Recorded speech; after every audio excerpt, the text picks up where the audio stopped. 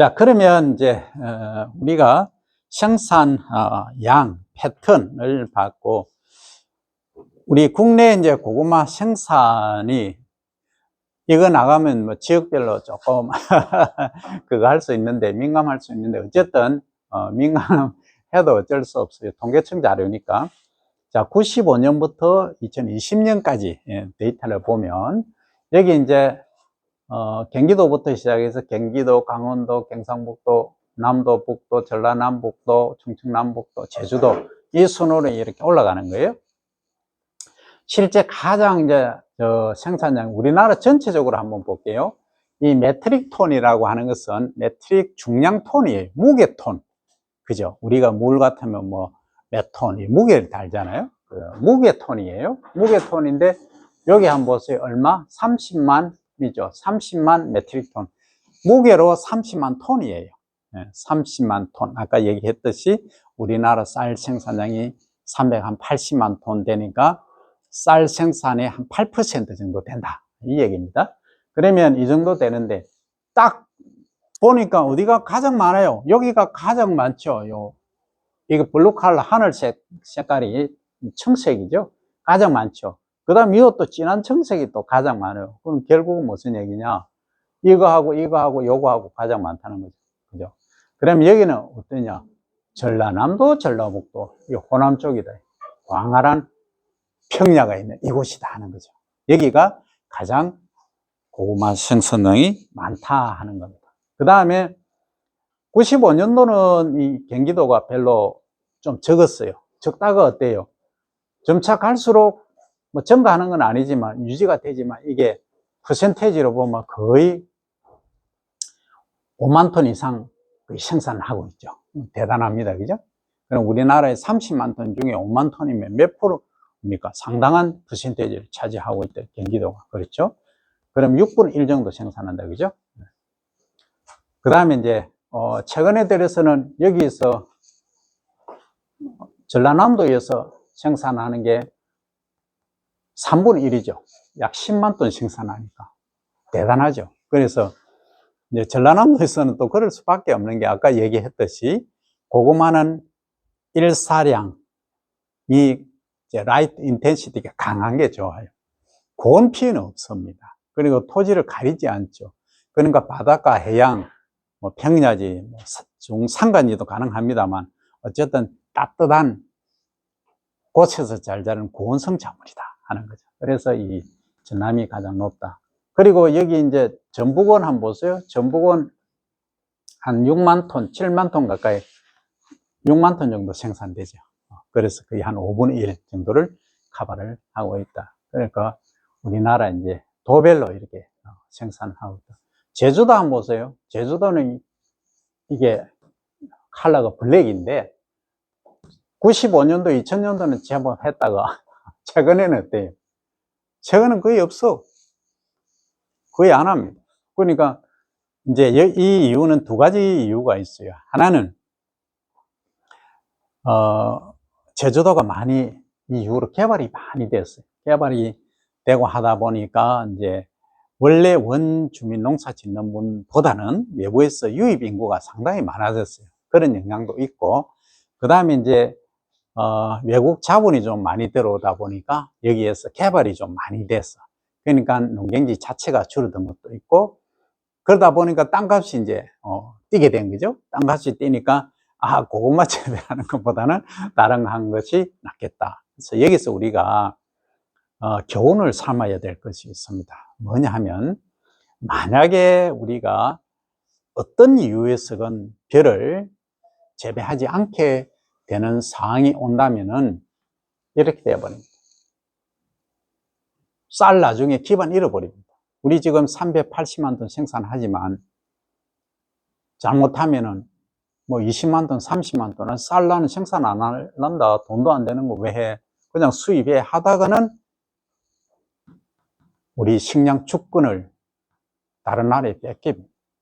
그러면 그때는 기반을 완전히 잃어버리면 전부 사먹입니다. 우리 목숨줄을, 생명을 외국에 담보해 놓고 살아야 됩니다.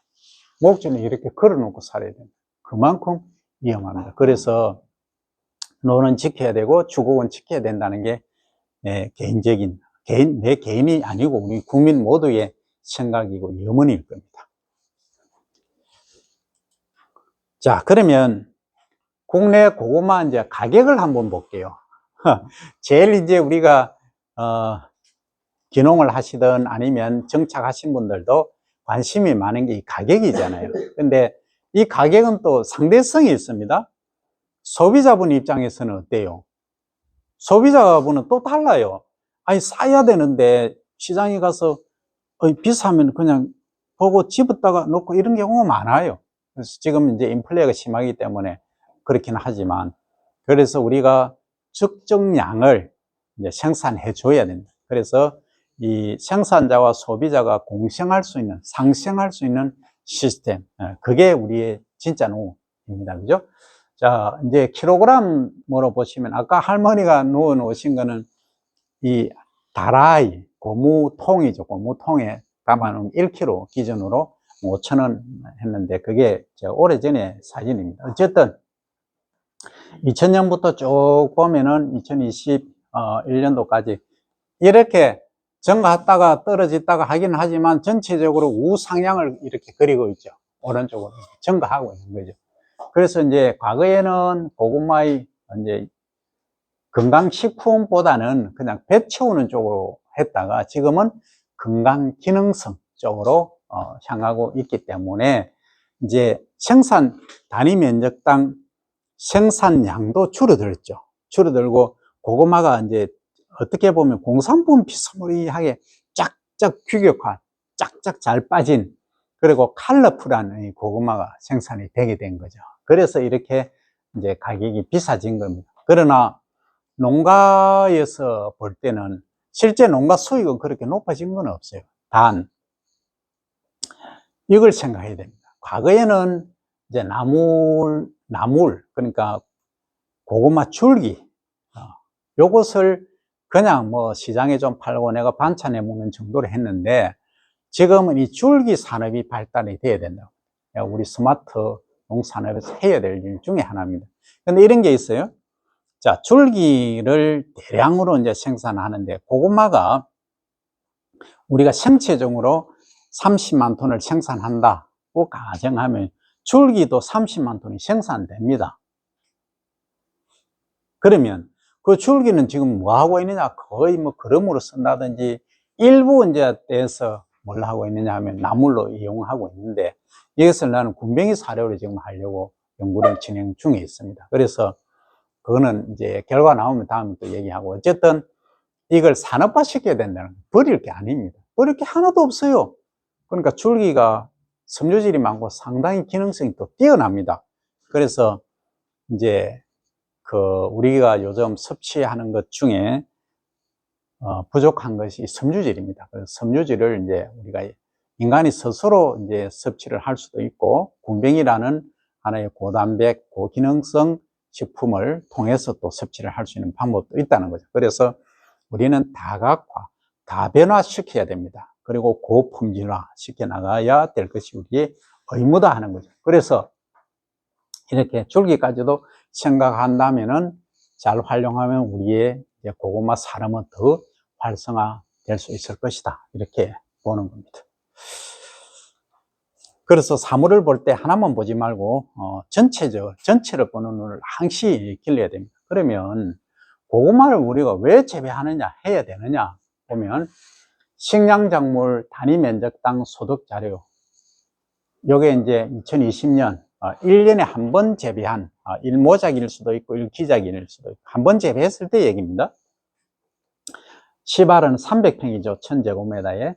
자, 오늘 보리부터 보면 겉보리, 쌀보리, 밀 쭉 있죠. 이건 벼는 일단 재배했습니다.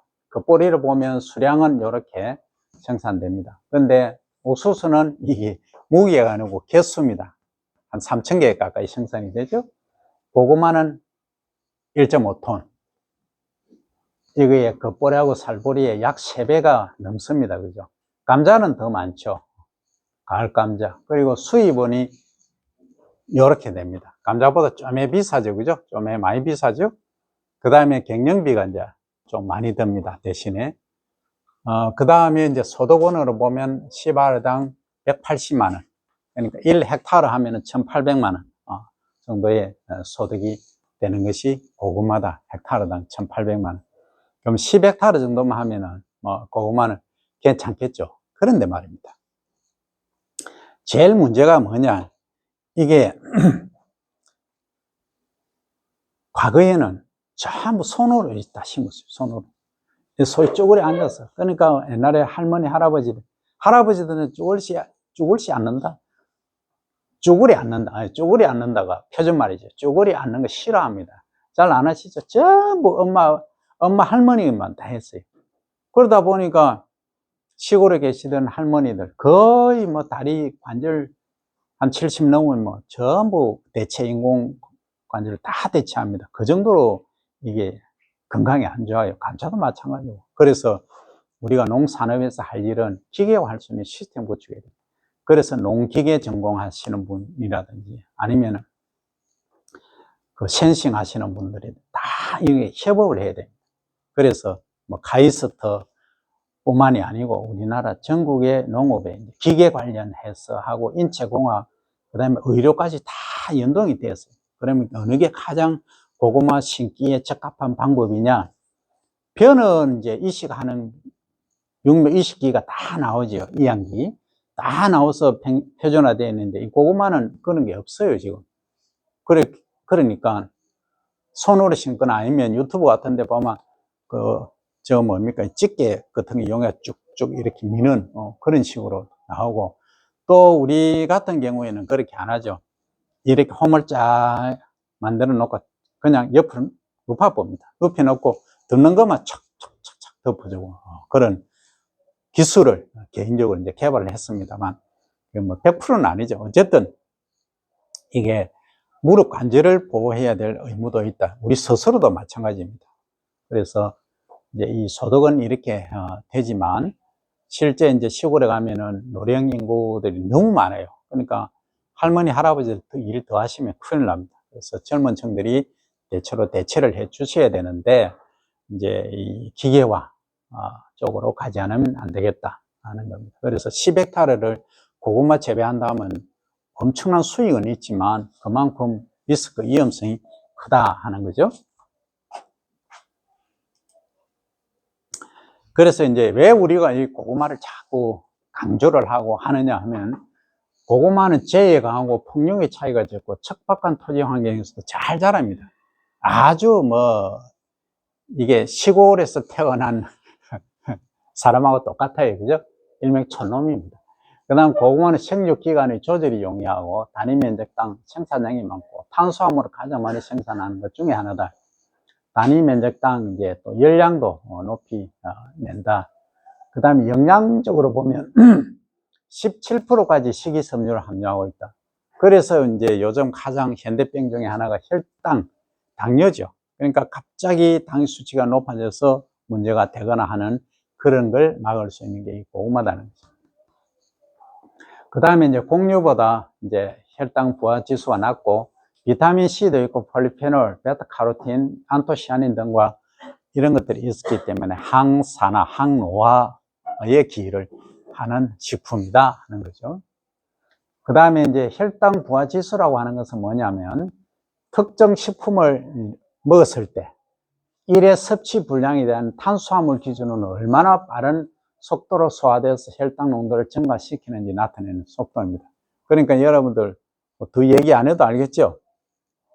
탄수화물이 많으면 그냥 설탕 먹으면 가장 먼저 뭐 한다? 혈당이 팍 올라갑니다. 단 거, 주스, 생과 과일 이런 것들이죠. 곡물을 통째로 먹으면 문제가 없다 하는 거죠. 그래서 이 책은 건강을 중요시하는 소비자들에게 다이어트 식품으로 여겨져 있다 하는 거죠.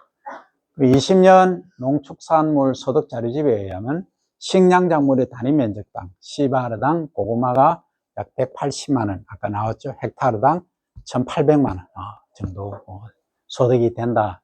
그래서 다른 식량 작물에 비해서 소득이 높은 작물이고 또 안정적으로 생산할 수 있고 척박지, 토양을 거의 가리지 않는다 하는 장점이 있습니다.